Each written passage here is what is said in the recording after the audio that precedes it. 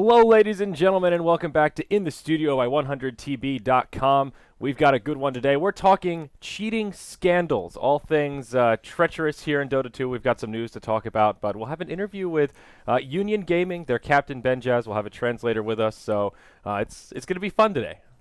It'll be an interesting show. I think we were talking about the other day, and you said one of your personal favorite shows when we had fucking Matt on when there was the remake fiasco. It's fun to get to kind of dig into these, more controversial topics, if you will. Yeah, well, it feels a little more like real journalism. We get to talk to the people that are getting flamed hard on the internet, get the real story. Sometimes it's hard to sift through the muck from the truth. Yeah, and you got to hear, it's definitely a case to be made to hear both sides, and even if they are in the wrong, which I think at this point it's pretty clear they broke rules and perhaps maybe right in being taken out of some of these tournaments, figure out what was the kind of, how they ended up at this place, figure out how things kind of got there, and kind of remind people that there's a person on the other side of who they're kind of flaming on Reddit. Yes, absolutely. So I guess before we get into the interview, let's talk about the backstory a little bit and what prompted this whole interview and kind of the whole idea for today's episode. Maybe we should start basic and just talk about different types of cheating, because that is a whole conversation in and of itself.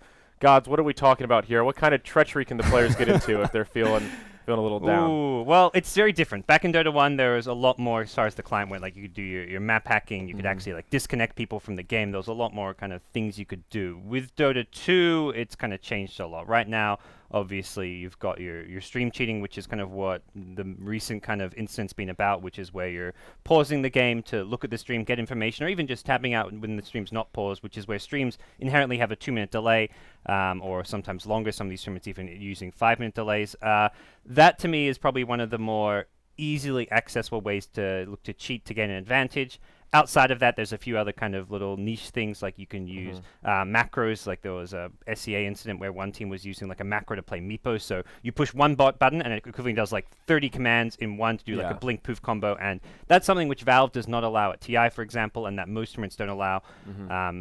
It's kind of different to cheating in that sense, but it's kind of another example. It does give you some sort of an edge. Yeah, if someone's using it in like a pub, they're not going to get VAC banned or anything, at least as far as I know, for something like that. But so in that sense, it's a gray area. But as far as tournament play goes, pretty obviously. Yeah, for macros in particular, I remember I did an interview with a disabled gamer. I think it was Matt Fink, actually. We met him at the BlizzCon after party, and he uses some very specific macro for, I think, binding workers or something to get started, and that was a big issue when he was trying to compete, because macros were banned and it was considered to give you an advantage, and it was this big gray area, does the disability make up for the advantage it gives you and all that kind of stuff. But a topic for another day. So let's talk more specifically about this instance in particular. It all goes back to Canada Cup, if I'm not mistaken. Yeah, I mean, you can go back further, which is maybe where some of the, I guess, hostility towards Union Gaming began, but specifically Canada Cup was where this all blew up, because already Union Gaming was somewhat under fire from the community, and perhaps they were kind of victim of circumstance, at the same time victim of some of their own maybe wrongdoings, where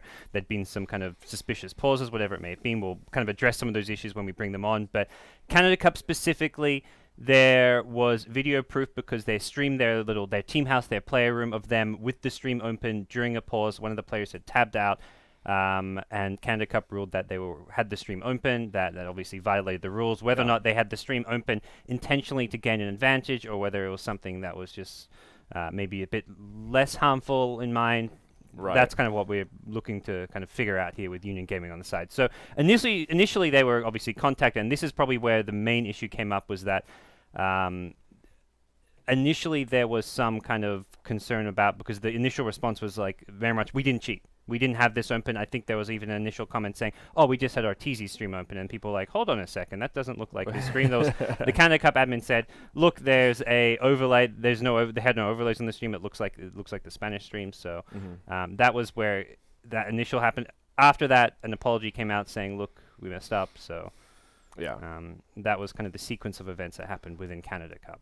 Yeah, so the situation, it seemed like, would have been pretty cut and dry. The rules very clearly state you can't have any video streams open, period, for Canada Cup. So it was already a violation of their rules. Now, I mean, a lot of the community have made that leap to assume, like David was saying, that they were actually watching the stream to cheat, which, not to say they weren't, but it's not quite that cut and dry. It's not 100% clear. We had the incident with our TZ, I think it was a day or two after this came out, where he had chat open almost certainly was not trying to stream cheat. I think they even ended up going on to lose that game. They ended up tying that series 1-1 anyway. But yeah, it was one of those situations where you can have chat open. It doesn't automatically mean you're cheating. You could even have the stream open. It doesn't mean you're cheating in the sense of like trying to like find their ward spots and deward them, but it's still against the tournament rules. So from that point of view, it was a very cut and dried, correct decision by Canada Cup's rules. Few things in Dota end up being cut and dry though once the community and Reddit sink their feisty little teeth into it and sometimes try to find the witch hunts that aren't necessarily there. So without any further ado, is it time? Do we bring on our guests and just get into the meat of it? So all right, let's do it here. We should have Benjaz and Asatoth, I believe, is the translator's name. It was a mouthful. He's nodding that we've got it right. So we've got the captain here of Union Gaming. They're in the Union Gaming house right now. The teammates are wandering around. You may see some of them pass by in the background. So, boys, can you hear us? Are we coming in loud and clear? Loud and clear, man. All right, very good. Thank you so much for joining us. We appreciate you guys taking some time out of your busy schedule to talk about some of these issues. There's no problem. I'm here to help these guys out. Their English is not as good as mine, obviously. No, but jokes aside, I'm glad to be here. I'm Benjaz. Anything you want to say, lo que quieras decir es la introducción. Salud. Hola a todos. That's hey everybody, and pretty much it. Okay, so I want to hear the kind of the story from your perspective. What went down? Where did things go wrong? I guess it's sort of proven now. You guys have admitted that there was a stream open in the background. Walk us through what happened from your side of things. ¿Quieres saber tu lado de la historia? O sea, ¿qué pasó cuando fue lo de la pantalla? Se refiere específicamente a la pantalla de la Canada Cup y quieres saber, o sea, desde tu perspectiva, desde tu lado, lo que tú sentiste, no sé, o sea, lo que tú viste que pasó, ¿cómo fue ese hecho? Pero dímelo o ya lo quieres decir. Ya, te lo digo.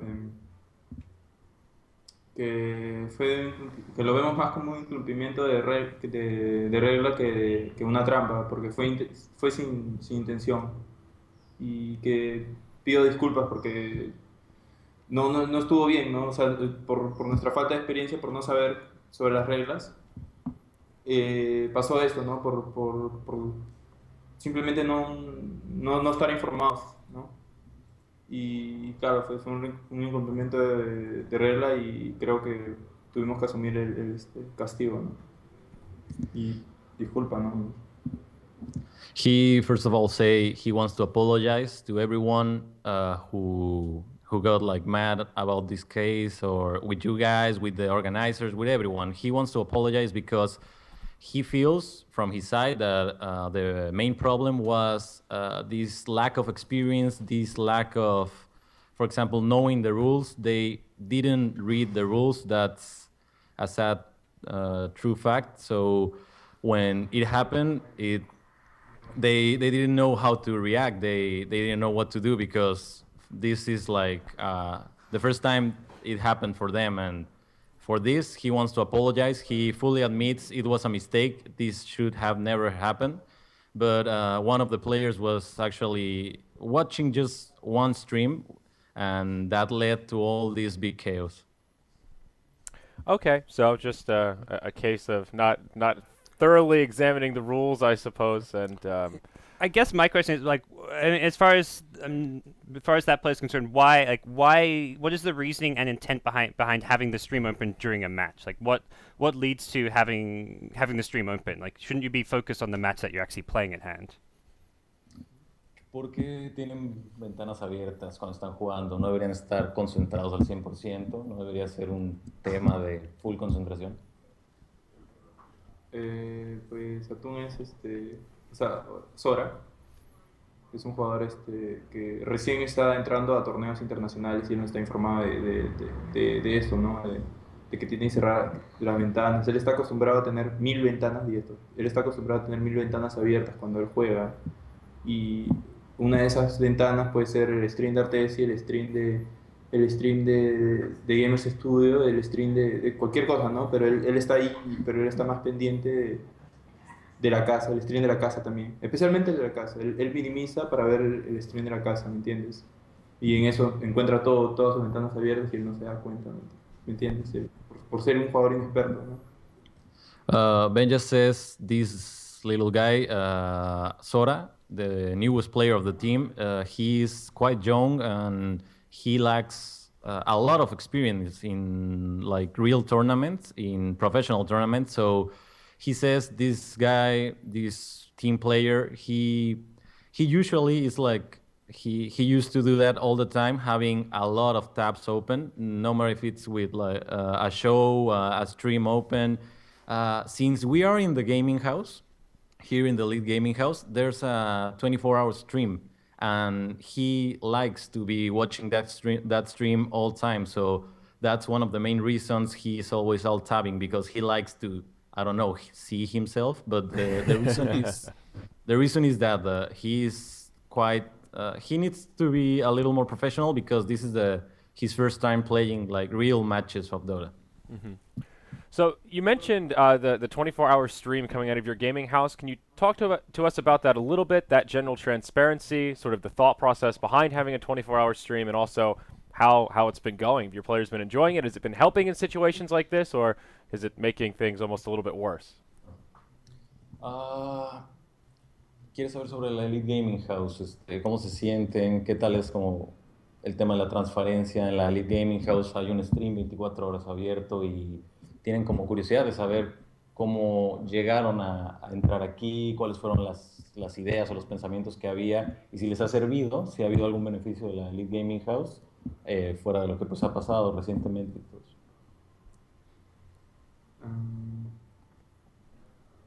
O sea, ¿cómo hemos llegado acá? ¿Cómo hemos llegado acá? No, tu opinión sobre el Lead Gaming House, el stream de 24 horas. Eso. Pues que es bueno, ¿no? Para nosotros, porque ya nos acostumbramos ya a ser a ser vistos, ¿no? Entonces cuando nosotros vayamos, no sé, juguemos un torneo importante donde hay bastantes espectadores, pongamos las qualifiers international, donde estén viendo bastantes personas, y estemos acostumbrados a esa escena, ¿me entiendes? Y claro, como tú dices, la transparencia que nosotros queremos dar, porque como es un nuevo equipo que tenemos, porque no es el mismo equipo del año pasado, no es el mismo equipo de las pausas, bueno, y pues así nos acostumbramos más a la escena, ¿no? A ver si lo relajo un poco. He says he thinks this is pretty good for him because, first of all, they are getting used to being seen, and this means that kind of pressure, it's going away. All the team is, they weren't so excited about the idea first, but now they are comfortable with being seen 24 hours. They don't mind. And he says this will help, for example, in qualifiers of a big event. They will not feel the pressure of people hoping they win. And about transparency, he likes it. He really likes it. He said, this is really good because this is a new team, basically. Union Gaming has 4 new members, and he wants to prove, he wants to give the right message to the people that they don't have anything to hide, that this is like how the team plays. Okay, cool. Now, I mean, a lot of the bad reputation is tied to the Union Gaming name, I guess. And you mentioned you have a new roster. As far as you go, Benjaz, you were part of the team which was somewhat under scrutiny in the past because of past incidents. Just a month ago, there was the EHUG Grand Final where there was an unpause, which led to a first blood while a player was disconnected. If you go back even further, there were accusations towards pausing the game to stream snipe. Even further, I think it was Mike who came up to say that the team was attempting to get... it's always Mike. it's always Mike. The team was attempting to get observers into the games to quote-unquote ghost, which is, for those you don't know, effectively they feed you information because they're inside the lobby as a caster or an admin.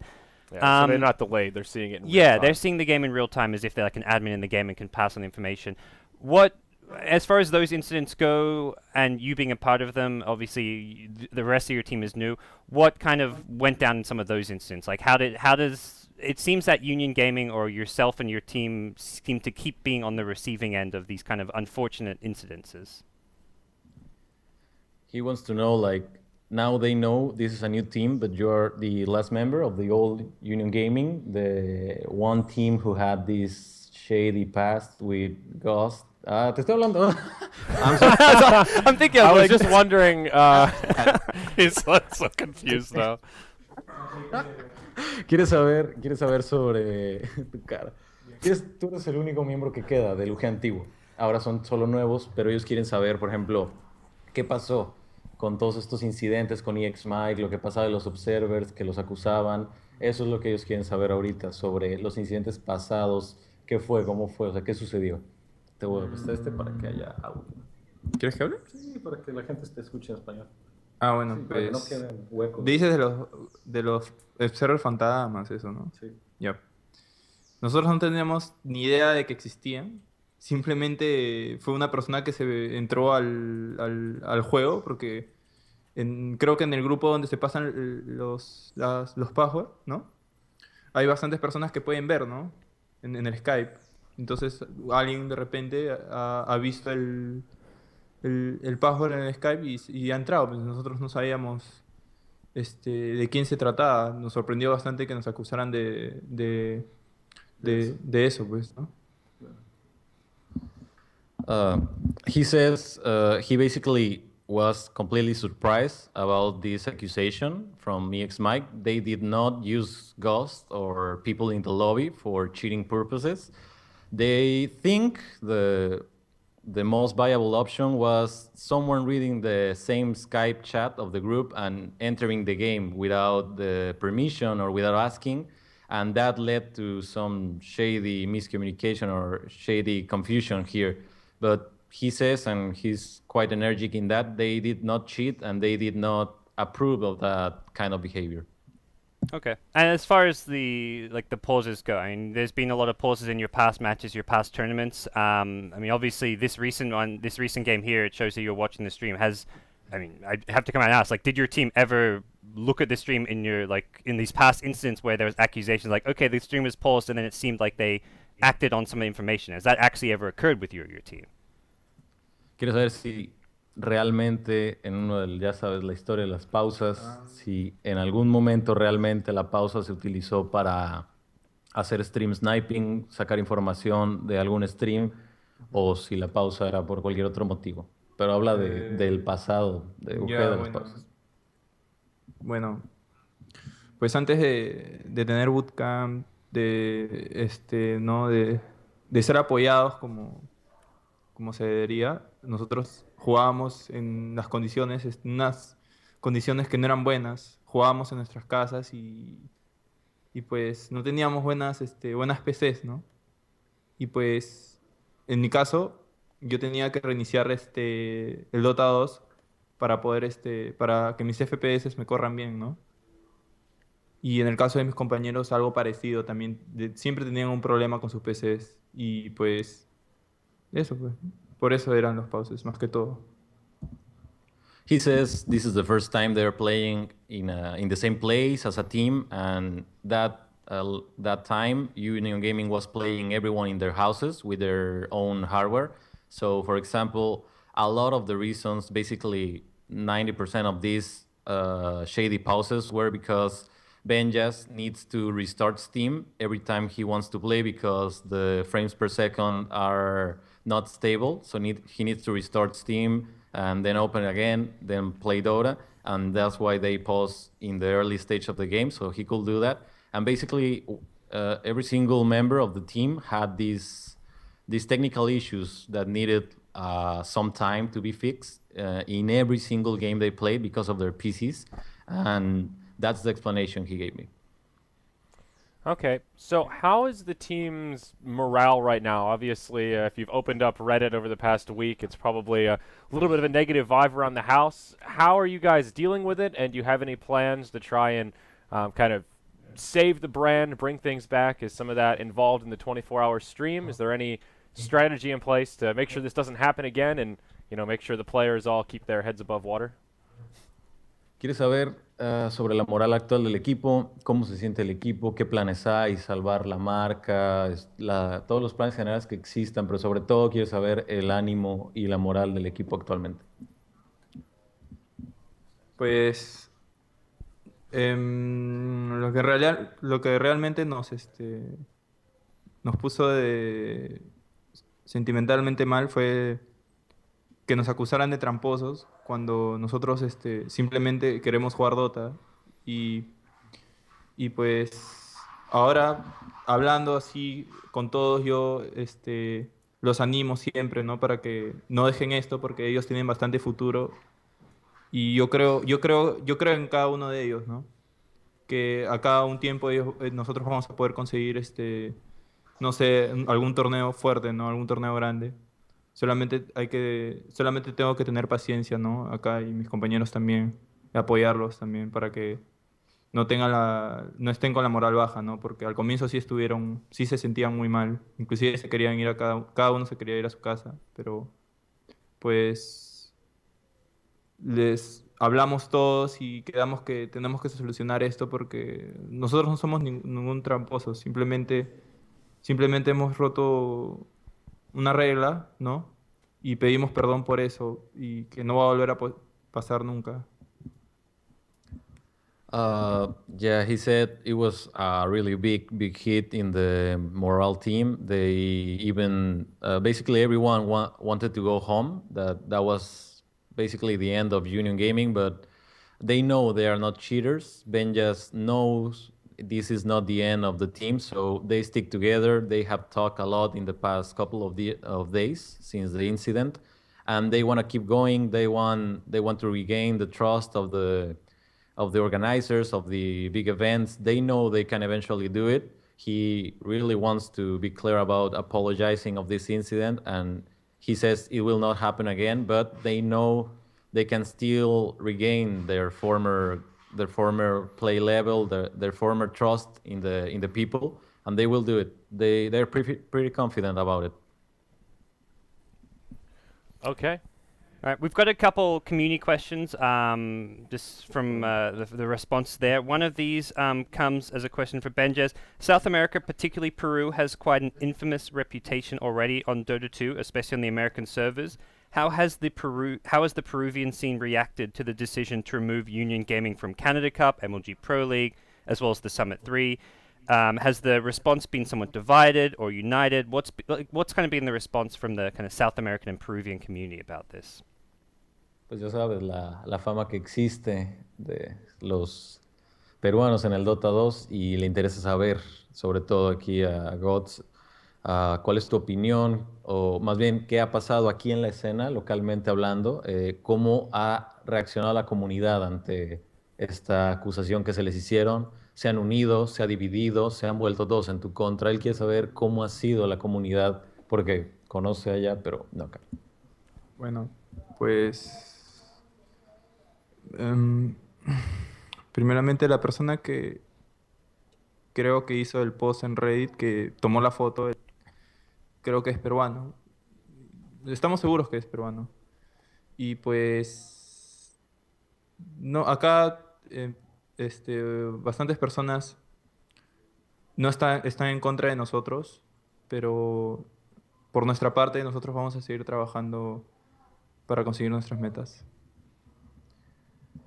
He says they are pretty sure the guy who made the Reddit post was the original Reddit post about this stream sniping was Peruvian, so he knows and he's quite aware of a particular sector of people who are not very fond of union gaming, but again, he knows this will happen all the time. You cannot be loved by everyone, and he will fight for the dream he has to be a professional Dota player, and this will not stop him.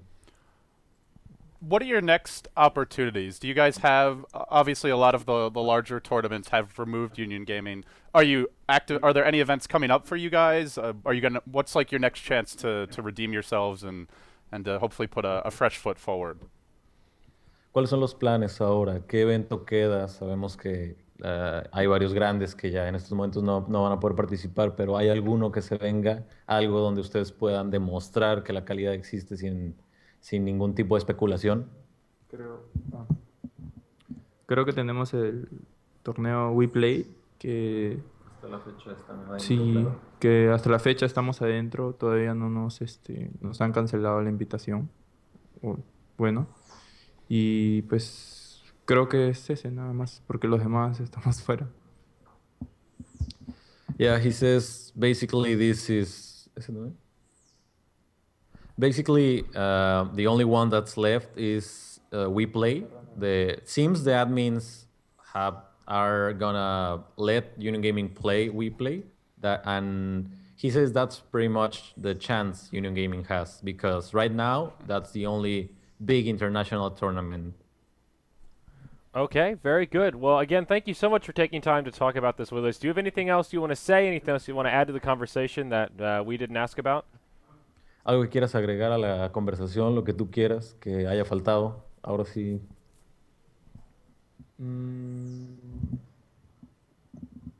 Ajá, bueno. Que nos están, he leído por ahí que nos están acusando por estar haciendo trampas desde el año pasado, creo. Quiero recalcar que el equipo que yo tengo no es el mismo que el año pasado, es completamente nuevo. El único que quedó desde el año pasado soy yo en Union Gaming. Y pues eso nada más. He wants to be really clear about the current state of Union Gaming. This is a complete new team. The only remaining or former member of the old Union Gaming is Benjaz himself. So he knows this is completely different. This is not the team that had a lot of history behind, and that's pretty much what he said. That this is a new team and probably a new beginning, let's say. All right. Well, keep fighting the good fight, and eventually, I'm sure we'll be able to win back the hearts of Reddit. But I don't know. I don't know that it was clearly posted that this is a completely different team from the old Union Gaming. I think your average Redditor, your average Dota 2 viewer sees Benjaz as the captain and just assumes, oh yeah, Union Gaming. That's that team that had all that stuff in the past, right? So yeah. Good luck. Branding's a bitch, I guess, is what I would say there. All right. Nothing else to add, just smiles and giggles. Okay. Well, again, thank you very much, guys. Best of luck to you in the future, and hopefully it goes well. Thank you so much for the opportunity here for Benjaz. It's really good for the local scene to clean a bit of the mess that has happened, but we are really thankful to you guys for this opportunity and wish you the best. All right. Well, thank you, sir. Thanks, guys. So moving forward, gentlemen, this wouldn't be proper if we didn't talk about Arteezy a little bit and some of the trouble that he's gotten into, because it does come in a similar territory, I guess, maybe slightly different, but some similar pitchforks were raised. I think it's very similar in the sense, like, you have the actions that happened, the singular act of being on stream chat or being on the stream, I feel like the two, you can't really differentiate between the two, are identical in what they did. They're different as far as Union Gaming's backstory and also how Union Gaming handled the situation. Union Gaming handled the situation atrociously. First, they came out and they panicked. They were panicked. They started denying it. Then they kind of backtracked. Then it was like they said they're watching Arteezy stream or something else. It wasn't the actual stream. And it's like, wait, no, there's proof here. So they clearly not they flat out Arteezy, lied about it, that's where they fucked up. Because personally, I don't think these guys are cheaters. I said that right off the bat. Like, I messaged Greg about this. I'm like, dude, you guys are like, everyone's painting this picture that these guys are just filthy little dirty cheaters, but they're kind of just the victim of bad circumstances. I think they fully deserve to be banned from Dota Canada Cup. They're in the right. Join Dota and BTS are in the right to take them out of their events, but I don't think these are bad people who are looking to cheat to gain an advantage. And that to me is the same thing with the Arteezy thing. End of the day, they handled the situation better. Mm-hmm. I mean, if they were cheating, they're unbelievably stupid to have a 24-hour stream with the camera of the house. If they're actually cheating, they're the stupidest cheaters in the history of cheating, as far as I'm concerned. That's a fair point. I generally agree with David. I don't feel... Now, it depends how you define cheating, because technically they were cheating because the rules say you can't have a stream open. So as far as Canada Cup rules go, that's cheating. But I think when everyone calls them a cheater, what they really mean is saying they were watching the stream to glean information that gives them an unfair advantage in-game. And that, I don't really think they were trying to do. I think it has to do with intent a little bit. If you have a stream open, you didn't read the rules, you're not really cognizant of the fact that you're not allowed to have any streams open, you tab out during a pause and you're not really thinking about it, that's a lot different from intentionally, sneaking someone into a lobby to ghost, or having a stream open on a second monitor and constantly checking ward locations. It's a totally separate... I mean, something David has brought up a few times, which we haven't talked about on the show, I think it is really worth reiterating, is it's a lot harder to cheat in a team game, because let's say the team ever has some internal tension. I mean, it's 4 new players on the roster. Obviously, this team has had some turnover.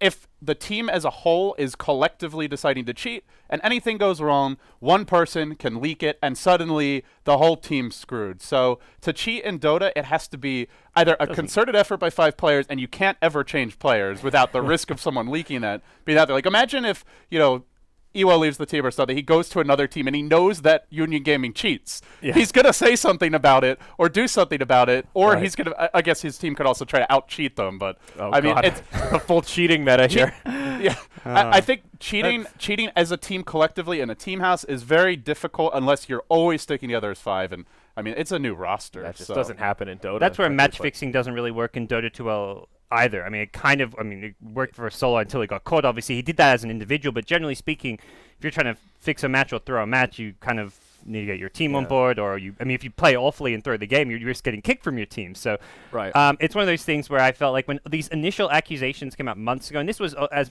taking aside the fact it's a new roster, I remember when it came up and there was all these accusations that they were pausing the game on purpose to get information for their ganks, and then also the ghosting thing that Mike talked about. I'm just like, this doesn't add up. If you just stop and think for a second, because it was brought up in the concept of some people like, oh, do we need to look into this? Do we need to consider not having Union Gaming play the Summit 1 even back then, or the Summit 2? And I'm just like, I've been a Dota player before. I've handled teams like this. Just doesn't work. You can't actually.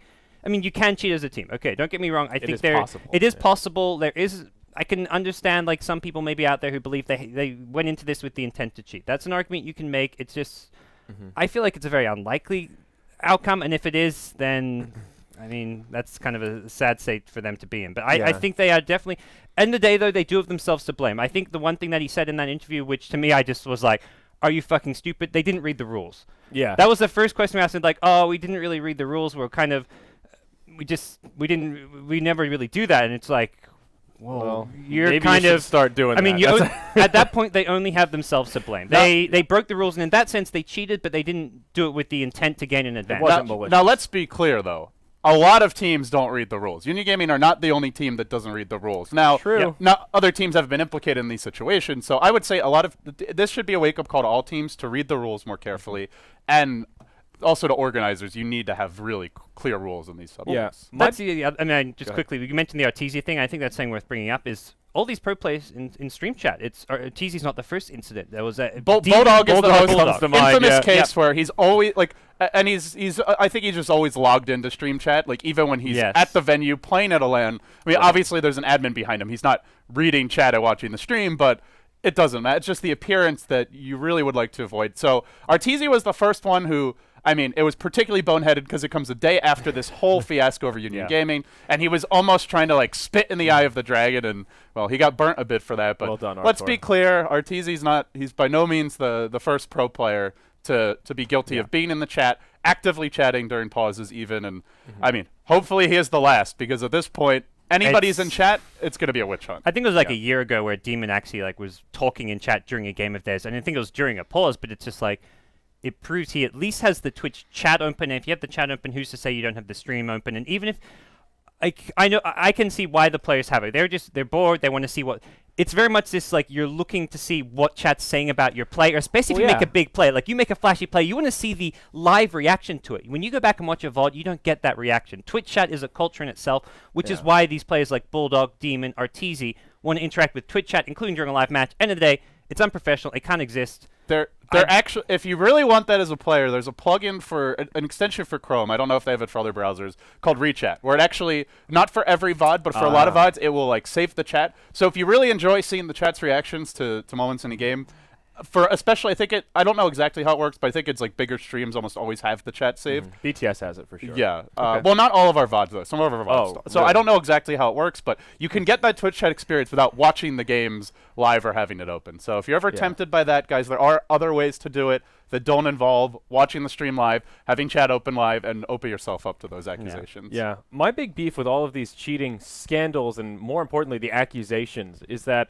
you don't have concrete proof a lot of the time. And what starts out as something that seems suspicious, this is like, I think where Mike was coming from, this seems really suspicious. And then, unfortunately, He Reddit... yeah. Mike presents it in his very Mike way, where Yeah. regardless of what he thinks, he's going to present it in a way that basically makes everyone want to grab their pitchforks right away. And it doesn't help Union Gaming that they're from South America. Most people who post on Reddit, they're English speakers. If English isn't their first language, they're normally more interested in the North American teams on average. The Spanish-speaking community, the South American community, Reddit is not their go-to What you're destination. trying to say is Reddit has a dislike towards Peruvians as a general thing. They're not inherently racist, but generally that as well. There's also the pub experience. Yeah, that generally is an issue for a lot of people. Generally, the response around like your Peruvians or Filipinos. There's certain communities which are considered toxic for certain reasons. There's an element because they're younger normally. There's an element of regional bias. There's an element of Yeah. racism, not from everyone, but for some people. Yeah. And I mean, on top of it, it's just regional differences as well, where you can't really communicate with some of these players because they don't speak English, and so automatically you're predisposed to have issues with them. Well, a better example than maybe Mike is the whole burning headphone thing at DAC. I saw that whole thing unfold live even minutes before it was on Reddit. And I remember Ina came up to me the next day, showed me the Reddit thread and all of her Twitter blown up and said, did I make a mistake? Did I do the wrong thing here? And I said, well, you weren't wrong in that you're right. You did not specifically accuse them of cheating. You just saw something that looked weird, put it out there, and let people do with it what they will. The problem is Reddit is not a journalistic source, so they take that as a piece of evidence, and then they use that as a foundation to build upon, and then the shitstorm starts to happen. They love drama, too. And that's the other thing. They're drama hungry. So she was like, well, everyone's saying that I accused them of cheating, and all I did was take a picture of their headphones and say, this looks a little weird. This isn't the right way to wear your headphones. Now, to be fair, I think also part of it comes down to the way Vlad tweeted about it. Vlad has this very... you can like feel the emotion pouring out from his hands into his keyboard, into his computer, whatever he tweets. And he didn't explicitly accuse them of cheating, but it was more a very emotional response / retweet of the picture, which... for people who are already predisposed to root for the Western teams and maybe to be, looking for reasons why the Chinese team shouldn't be winning. Let's be clear. If that was a Western team, of course there would still be some backlash against it, but it wouldn't be the same. He did what like the NA Dota scene did towards Union Gaming in some sense, where it's like you steered the community in a direction where, as far as like when this recent incident came up, the posts about Union Gaming, their history, everyone was kind of talking about the pause, like a year ago when they were pausing and then they like had these suspiciously long pauses where they would then get information to gain. Everyone was talking about these incidents as if they were facts, like as if this happened and Union Gaming used this to cheat. That was never proven. Like everyone was stating as if this had happened. The only thing which did happen, which was completely fucked up and which was kind of never, it was kind of addressed, was a month ago in the grand final against EHUG where there was an unpause. That happened. That's like a It's funny because that like you look at other incidents, that is by far the worst. Of them. I think in terms of actual proof that they did something which unfairly impacted the course of a game. There was not nearly as much of a reaction as there was to the streaming incident, which is it's just very strange. The pause instance, the ghosting, none of this stuff was proven ever, but everyone talks about it as if it was. There's definitely cause for maybe concern, and you could maybe some investigation, but how do you investigate that stuff? Net upvotes is not matter of factly. That is not how it works. More upvotes does not mean more true, and that is something that I think some people don't always differentiate. It's just the nature of the website. It's not really because obviously dissenting opinions. People aren't supposed to do it. Like Reddit is that you don't downvote things unless you feel they're not contributing to the conversation. But the way everyone uses it is if you don't agree with something, you downvote it. So you're exactly right, though. You can't really have a balanced discussion about these. It was just weird. The nature of the system. Because when this Canada Cup incident came up, I was like, I wanted to kind of tweet do people actually think Union Gaming were intentionally trying to cheat? But I was like, if I say something like that, everyone's just going to crucify me for saying something like that. It was really just weird. If you really want to cheat, you probably don't go ahead and have a 24-hour stream of your house. You just don't do it. Come on.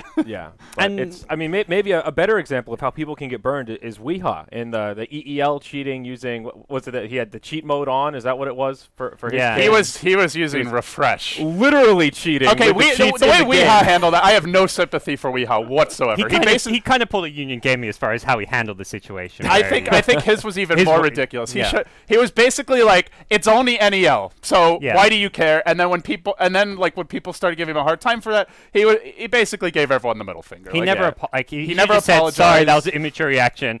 It's not a tournament. I realize though, even so, I'm not going to do something like that again. But Yeah. Here he is playing EL again, and I think it's fine. It's better for EL that a player like him's in it, and that. I mean, EL is not a serious league, but I mean more in for his. He actually was cheating, but I think the problem with that is. Again, the intent. Is that really malicious? How serious is EEL? What is the prize pool for EEL? I guess there's money on the line. So $500, like $300 first turn. The thing is, though, there's still like a Dota TV ticket. There's still like you've got to maintain kind of Weehaus, that was completely malicious. He was using the refresh command to gain an unfair advantage. So you could say, oh, it's not TI. It's still cheating. That's to me is a very even if it's on a team league and one individual EEL match has no importance in the competitive scene, it's still like as far as the league goes, there needs to be some level of integrity because there is prizes attached. Valve have added a Dota TV ticket. From Valve's point of view, it's like they don't want to be adding Dota TV tickets. Not to mention, people are playing EL, NEL to get better at the game. And in order to get better at the game, you have to play in real conditions. And playing against someone who's using refresh, that's not good training conditions. It's like giving someone a gun in a football game, and then instead of trying to tackle you, they're just shooting you. It just completely changes the conditions of the game and makes it not. It's not Dota at that point. It does seem there's some inconsistency. Like I mean, I was reading through the Join Dota statement as to like how they took Union Gaming out of their tournament, which I think, like I said, all these tournaments are probably right in doing so, but. Their one reason is because we took them out because there's proof that they had the stream open. There's also proof that Arteezy had the stream open during Dota Pit. Are they going to investigate that? I don't think so. Well, that was the point I wanted to get to with the burning example. Is he's a lot more isolated from that because he has this long-standing reputation as being a player of high integrity. He's an older member of the scene. He's a grandfather of Dota, if you want to go that far. It's a little different. But Union Gaming, who is a much less established brand, Weeha the same. This is kind of the point you're making. Are the standards the same? If Arteezy or someone else had done that in NEL, would there have been an equivalent level of shitstorm? I mean, Weeha is forever branded as a cheater now. As soon as I tweeted that, oh yeah, his team's playing, and instant 3 tweets back. Oh, you get to check for cheats. You better watch out. There's a cheater in there. WeFresh. I mean, that's how he is branded as a player now. That's going to follow him for a long time to come. That's Union Gaming as an org too, which is where it's like. Will this thing follow Arteezy in the same way that it has these other orgs? I don't think so. It's forgotten. A week from now, it's forgotten. So where does that come from? Is that just sort of a community bias towards the popular figures of the community? Is this a problem? Is this just the nature of popularity? I mean, I think it's a combination of a lot of factors. I mean, we're looking at it from how is the English-speaking Western community reacting to this situation. So as far as our community goes, I mean, I think there's the history with the Union Gaming name. Honestly, it might be something where they want to consider rebranding in the future. They have 4 new players. It's basically a new team. Yeah. So it's the name. I think it's regional bias to some extent. I think it's just the history. There's been a lot of incidents. I think the biggest thing is also how they handled the situation. If the way they handled it. I think that's the biggest thing. If they just came out and said, yes, we had the stream open. Here is what happened. It's a new roster. This guy's young. We fucked up. We understand that we broke the rules. I mean, let's be honest. Do what you must. It's a disadvantage for the team that they're not from the English-speaking community because they're playing in majority English organized tournaments. Canada Cup organized by people I think from North America. That's true for MLG. That's true for the Summit 3. So.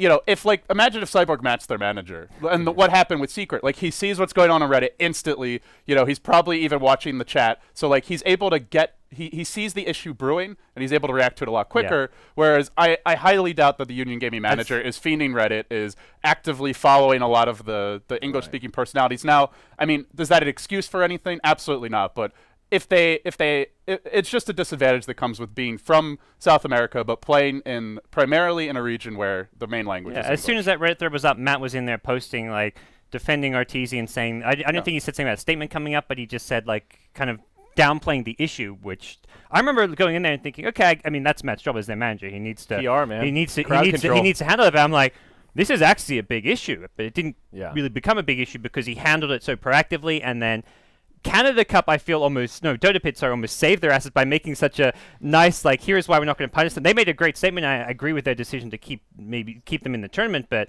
that kind of made the issue just get swept under the rug when I think there was a bigger issue to be kind of, I mean, Arteezy just came out immediately, apologized, and I think a very heartfelt apology. I think behind the scenes, they realized that it was a really big fuck up because, I mean, to Arteezy to make such a cohesive statement on Twitter, a direct apology to Dota Pit, like, I think behind the scenes there was a very serious talking, like, this was a really big fuck up that could have really cost us a lot as far as your image, our team's image. And I think maybe the issue was downplayed a lot because the one thing Dota Pit said, like, you can't compare this incident to the Union Gaming for such and such reasons. And there's the one big reason why I think they're different is because of how they were handled, where Union Gaming lied about it. But I think end of the day, the two actions are very almost identical. They're both stream cheating in one way or another. You're in Twitch chat. Twitch chat will maybe say something about what's going on in the game. Oh, the other team's roasting. Like, both Arteezy as well as the player had a version of the stream open, whether it was in chat form or stream form. Those two actions were the same. They're different as far as Union Gaming's history, as far as how the situations were handled. I think the two outcomes were still fair in that Arteezy gets a warning. What the fuck does that even mean? But it's like he's not going to do it again. That's what it's it means. not like you're the NFL. And you can't find players. You can't find players. There's no like overall Dota 2 body that governs everything that can find players for an action. I feel like if that was the case, you'd fine Arteezy and say, we're not going to kick you from the tournament, but you can get fined X amount. If it was LCS, he would absolutely be fined. Riot's 100% actually has a history of finding players over, even things that much smaller things. Yeah, exactly. If there's using profanity during a stream, that's like... If there's some LCS, I see Arteezy getting fined and his team allowed to play, and then Union Gaming, I think they were right in getting booted out because of how they handled it, because of the fact there's just so much more going on with them. The dishonesty is the biggest thing there. But I think the actual incidents are almost identical.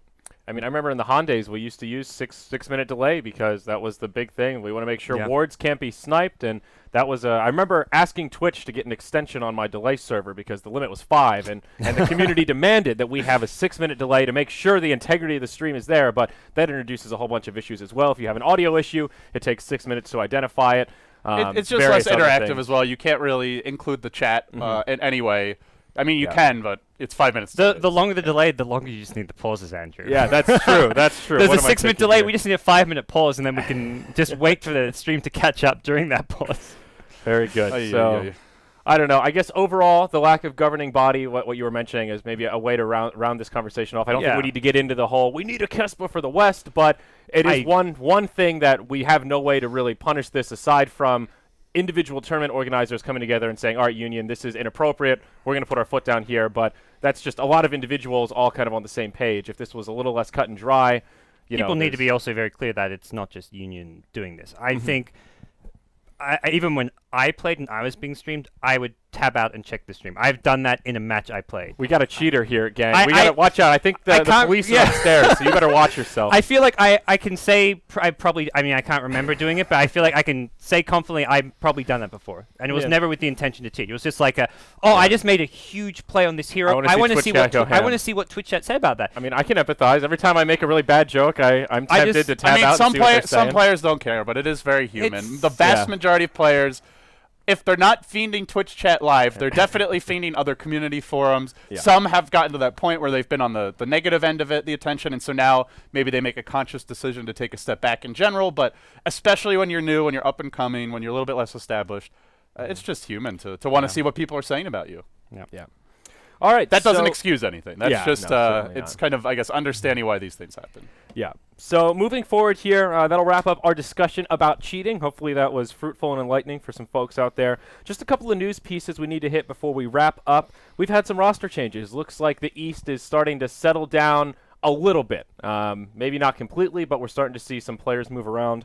Gods, what do we have going on here? We've got eHome, we've got MVP, LGD, Vici, IG. All rumors at this point? No, not all rumors. Some have been confirmed on stream, which is basically unconfirmed because the organization sounds like the LGD one sounds fairly confirmed because Mally was tweeting about it, then Yao apparently said something on stream, and then Mally reconfirmed it. So that's Zhao 8 and maybe joining LGD. Zhao 8 maybe. Yao, I believe, is sticking around. Okay. I think MMY is also staying, and I think Faith is out. Faith is out.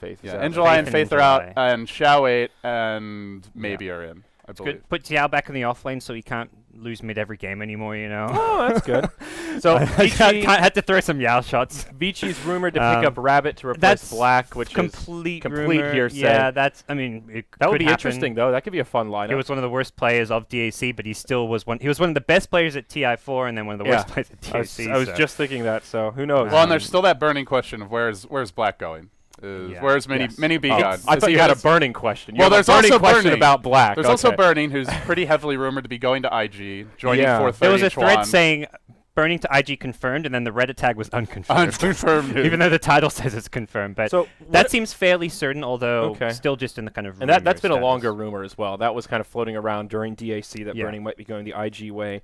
What is this no money to buy out big players? What's going on with that? In that same thread, it was just kind of the IG owner, it's a very rich guy, but basically thinking that they don't want to invest more in Dota 2. So apparently, rumor has it they got burning for free. It was because he was unretired. He's not attached to a team, so you don't have to buy the player. If you want to get someone like maybe from CDEC, you have to buy their you have to Buy out basically their out their contract, okay. and you pay a certain amount. Like that was the big thing after past TIs, where I think that was when Rabbit went to Newbie. I think it was like the biggest transfer fee ever for a single player when he went I from LG remember to seeing Newbie. pictures of the I know. press I think conference. before that, Hao was one of the biggest ones when he was brought over to Newbie from IG from to Tong Newbie. Fu. Yeah, these are like forgetting from the IG. That's right. I'm forgetting the numbers though. I think it was in the like six 100, figures, right? 150, 200, 150K maybe, Yeah, something low like that. six figures. Yeah, Yeah, it was a low lot. 6 figures. It was some pretty. I mean, Now the Pretty low rumor, money. the rumor with IG is that the owner, who's the son of, he's either the richest man in China or one of the richest. yeah. His father's a billionaire. He's in the upper echelon. Apparently, he's on the record as saying that Dota 2 is dying in China, and so it sounds like he may be kind of withdrawing how much he's investing in the team,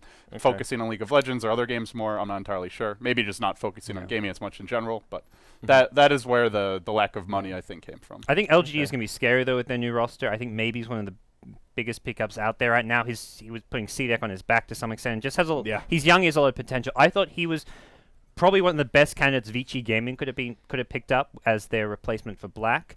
Yeah. Maybe they're looking for someone with a bit more experience, which is where they went with Rapid, where it's like a bit more of a sure thing. Sure, he played bad DAC, but I think that's like you look at Newbie and just the team and what happened. That whole team played bad. Yeah, So yeah. you can't really you just can't say like single out Rabbit. one player. Rabbit's a bad player because of that. So I think that's the more sure thing, but I think maybe the moving forward has greatest. Oh, I don't know. Rabbit's still really young himself. He's like a new upcomer as well. So I think both would be great pickups. There were for definitely VG some Gaming. CDEC games that I cast in the group stage of DAC where it really felt like maybe versus the world, where he has all the kills on his team, and I don't know what his teammates were doing, and it almost seemed like they were going to win a few times when he was going completely ham. Partially the way they draft, I think it tends to really highlight That's maybe his true. individual They skill. draft a 4 because, plus 1 kind of. Yeah, a lot of 4 protect 1, a lot of strats that are really built around protecting maybe, getting him super late game on his Naga, on a lot of his other hard carries. Ember Spirit, yeah. So part of it's the draft, but he is extremely individually talented, and I think if he's not already signed to a team, he's definitely one of the most hotly contested players right now in China. Yeah. So still a lot of moving pieces, everything up in the air. We'll wait for the dust to settle, but we'll keep tabs on the rumors and see what goes from rumor mill to reality as the next weeks unfold for the East. To wrap things up here, we just got a couple of results to report for the There's also the SEA teams, man. The SEA, eHome and MVP. Oh, yeah. And just I'm like, just what? like- I'm ready to move on here. No. Sorry, SEA. Oh, All right, man. gods, please enlighten us. What is happening in the Southeast Asian region? eHome's the big one. They've gone full Malaysia again, or at least the Malaysia? Where's that? full Malaysia. Malaysia. Malaysia. They've gone for a full Malaysian roster. So Mushi, Ohio, KYXY. They are now looking to bring in Kachik Johnny Imba. and Kachik Imba. So, Oh, wow. okay, not full Malaysian. Johnny being Johnny's Singaporean. He's Malaysian. Okay, no, I Malaysian. get him mixed up. He's played on a Singaporean team in the past, but That's a pretty all-star lineup, though. it's like the next every year it feels like there's some Malaysia powerhouse. It's been Orange, MUFC, then it was Titan last year. Now it's going to be. It looked like this year was going to be the first year where it's like, oh, Malaysia doesn't really have a good team. I mean, Invasion's kind of like that tier 2 team, but they're not really. They're not a Titan. They're not a. Mushi's basically out of time though. This team has to work. If this team doesn't work, he's not going to be able to make another new roster. Definitely won't be in the running for a direct invite to TI. Maybe He could like maybe makes a replace team that gets into the qualifiers. Well, he doesn't have to make a team. He could join a China organization. He could like join a Newbie or a Vici Gaming or whatever it may be.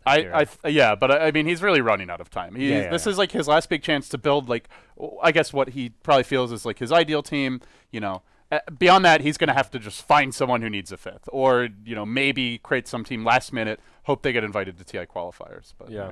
So how about MVP? What's going on with them? They've had a pretty stable roster for the better part of over a year now, almost. The last TI4 team to change. Now every team playing at TI4 has changed their roster with MVP's changed, and I think it's a good change. They were kind of stagnant. It felt like they were doing well. They were going to all these international events. They would always take like a game here or there and be like, oh look, Korean Do's doing well, but it was always like they were never making that next big step, so and their drafting really started to feel stale during DAC. And then when they started really losing a lot of games, then they just started picking random shit that had worked against them and hoping it worked. Yeah. Some stuff they had never practiced. They never really done well with. brought in one of Reddit's favorites, Febby. Another kind of Union Gaming case where Reddit just decides somebody is somebody they just don't like. Yeah. Human scum, apparently. Much like Union Gaming, this guy's just apparently considered scum doesn't for no reason. most of that hate go back to the Blitz, Zephyr- Blitz the days, Zephyr the initial Blitz Zephyr? drama. I Yeah. mean, there's some credence to it at least. Kind of. It was. I mean, yes and no. He definitely. Well, I mean, didn't in the handle where it came from. It was There always a- just like doing what's in your best. To me, it was one of those things where it's like Arteezy leaving EG for Secret. EG were like, man, like you kind of you backstabbed us, but Arteezy's just doing what's in his self-interest. That was what Febby did. That strikes me as a situation where you hear one side of the story, not the other. Because Blitz was blogging about it. There was a very sympathetic case made about it, a very emotional appeal. A lot of people genuinely just felt bad for Blitz being in a And bad Will's a pretty situation. likable guy in general. Yeah, he's so, a very nice guy. Has a lot Yeah. of friends, just all around. And I don't really recall hearing much of Febby's side of the story. I don't think he said anything publicly. Yeah, I actually. don't. So at who least not knows that I what saw. really happened? Yeah. But Yeah, so So- I can see how the tone was shifted that way when you only have this very emotional appeal to one side of the story. Not saying it's fair, but that there's a reason why it's there. Well, I mean, ultimately these players want to play with him. So Yeah, so who's Febby in for? March is out, right? No, they've replaced Heen Heen. as well as Who is their draft? Forev. Was I think March is drafting. March is drafting still, Or he I'm was not- drafting and was. is still drafting. Reason who knows who's sometimes kind of there. drafting, yeah. And they've also added Kay Feeney, who used to play on the Australian team CSW. He's Yeah. I was gonna He's, say that name he's sounds like one of the familiar. best tinker I've ever seen. I think. I mean, as far as I'm Little biased, Australian bias. little LD and I were biased. instantly like, K Phoenix does have a really nice team. his I tinker bet. is up there with the best. Of He them. was also playing it when Tinker wasn't very popular, which Yeah. was a lot of fun to watch. Teams would Tinker first ban history. Tinker against. I don't even know if they were called CS. I think he was on the Famofu team as well. Even Yeah. before that, he's played Tinker. That was Yeah. like in 2012, early 2013. Someone had to carry Fumofu. Famofu was pretty Biggest heavy. at throw. He times. was like the Australian demon. Whatever happened to that guy? Does he even League play? of Legends or something? Who He knows? doesn't play anymore. No. He was quite a character though. Yeah.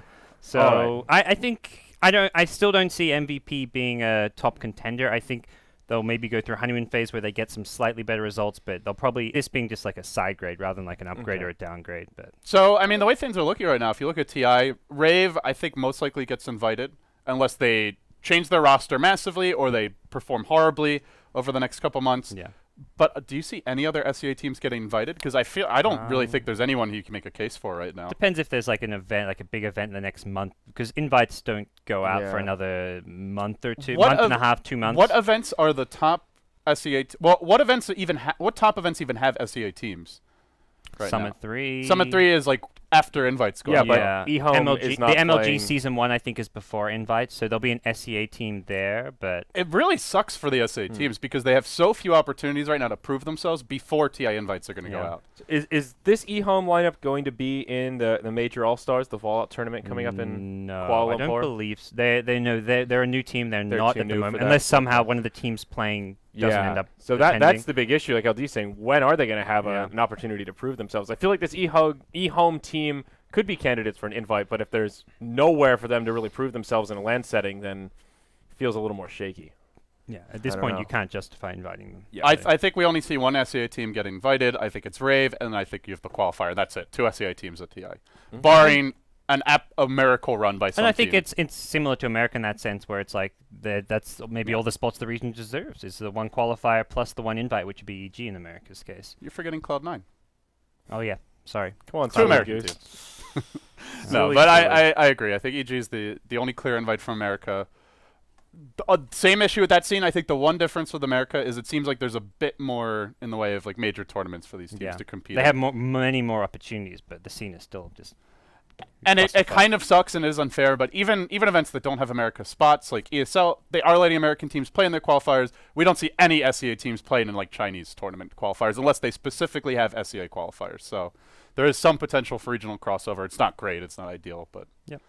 Well, Okay, so looking forward. a lot of Chinese and European teams at TI is what we're all expecting. Yeah, right now. exactly. So I just want to make mention of a few tournament results that maybe worth talking about since we're on the topic of the major All-Stars, the Fallout tournament coming up in March in Kuala Lumpur. Well, we're in March now, actually. So 2 coming up weeks, this month. yeah. Yeah, 2 weeks. Wow, it's right around the corner.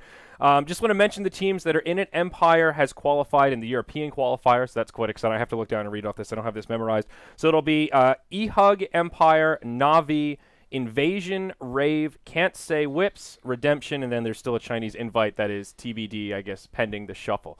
What an interesting LAN tournament that's going to be, Gods. I think the China spot may be announced the next day or two as well. So that's going to be pretty exciting. Yeah. See, you can't say whips on LAN, some Australians. They got second place. They won the one LAN they went to. They they went to Taiwan for the MSI beat it. And they got second place to Virtus Pro then.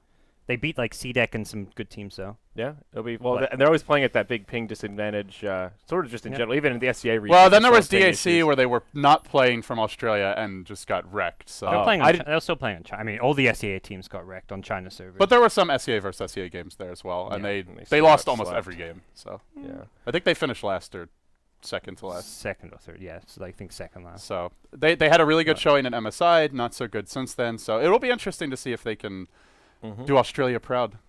And that's right. We got MVP Phoenix. They're Australian now with K Phoenix. So yeah, I'm claiming them as an Australian team. You're giving them the Cloud9 treatment. Yeah.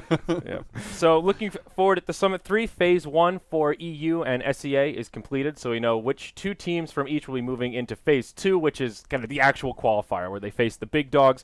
It is 4ASC, the 4 anchors and their C captain, and the Ninjas in Pajamas for Europe. That'll be qualifying to join probably the most stacked qualifier we have for the Summit 3.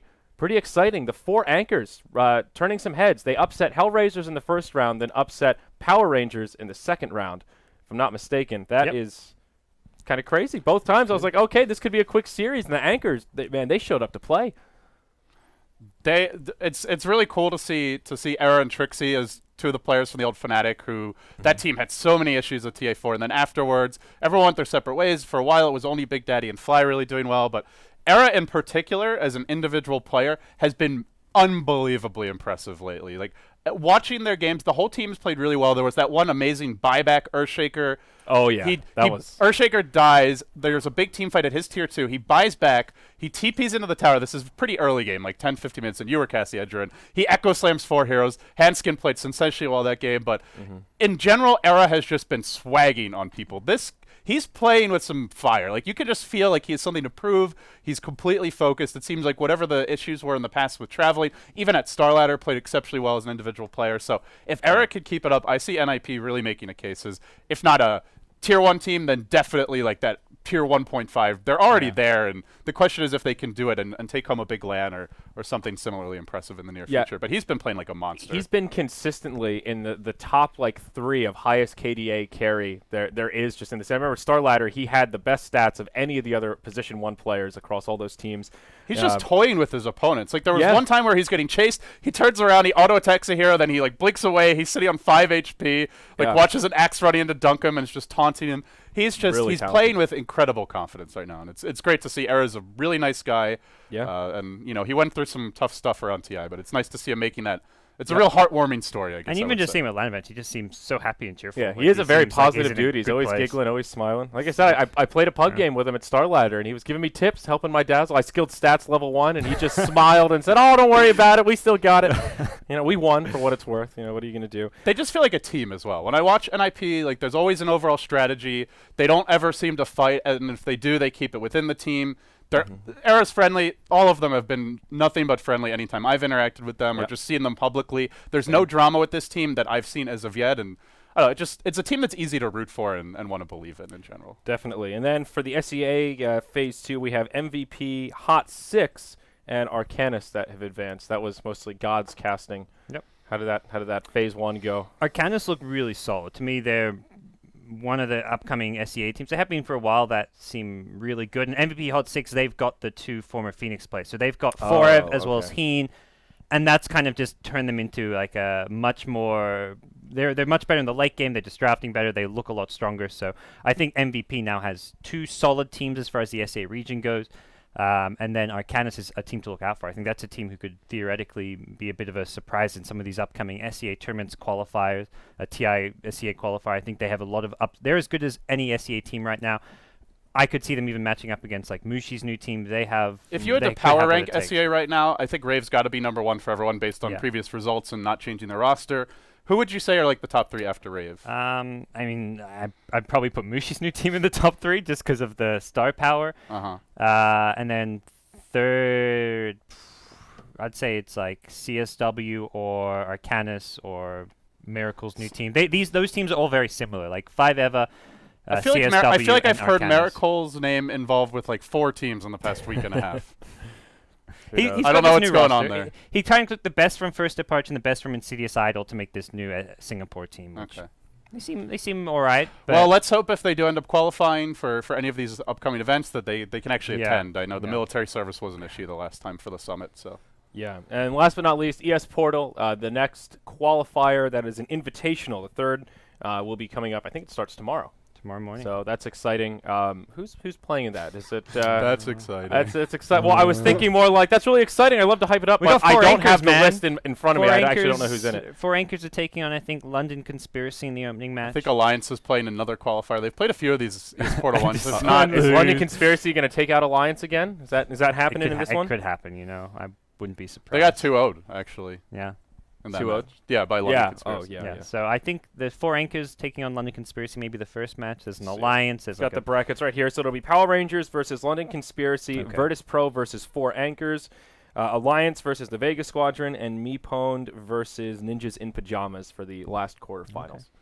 So another one of those single limb brackets that'll go by in just a couple of days. Yeah, I think you look at that bracket, I'd probably say NIP are slight favorites, but it's pretty close. VP's taken games off of them before, and Yeah. 4 Anchors has shown that they're capable of making a run as well. So Power I would say those Rangers. are the 3 teams to really look out Yep. for. Yeah. PR's looked a bit shaky lately. But what's exciting, you get to see a PR 4ASC potential rematch in the semifinals if they both win the quarterfinals here. We actually have the bracket. Look at this. Get the old Swedish showdown So- in the semifinals if Alliance can actually win a game. Ah, that could be fun.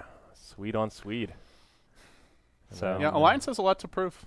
Yeah, they sure do. Especially after all the controversy over the Summit 3. I mean, Yeah. all eyes will be on them, and I think they're going to be under the magnifying glass a little bit more heading towards. what if they just come out and win the European qualifier of the Summit 3? They'll show It would make everyone. us look good. Hellraisers. I was one of That those would things- show everyone. When yeah. Hellraisers got knocked out, I was like, does that prove us right? I don't even know who that proves right. I was talking to Hoppy, and he's like, does that mean we're wrong because we didn't invite them to phase 2 or it's double elimination? Or does that mean that we're right in that they didn't deserve it? And Hoppy's just like, doesn't matter who wins. Drama wins.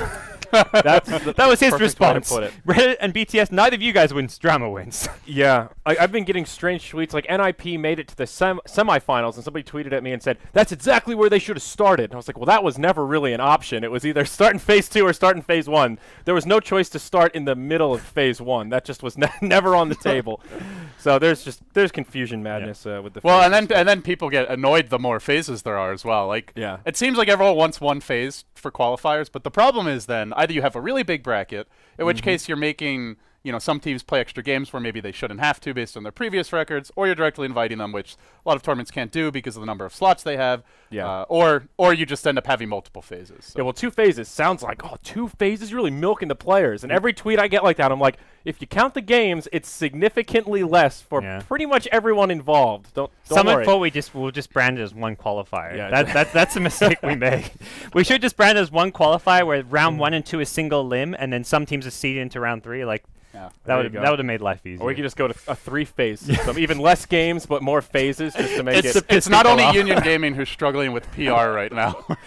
Good old branding. But all right, well, that brings another episode of In the Studio to a close. We'll be back next Sunday at the very least. If we don't do another special episode in the middle of the week, you can look forward to that. Make sure you follow the BTS Twitter at Beyond the Summit to stay up to date with all things happening here in the studio, the Summit 3, and all things otherwise. But until next time, take care. This is BTS signing off for the day.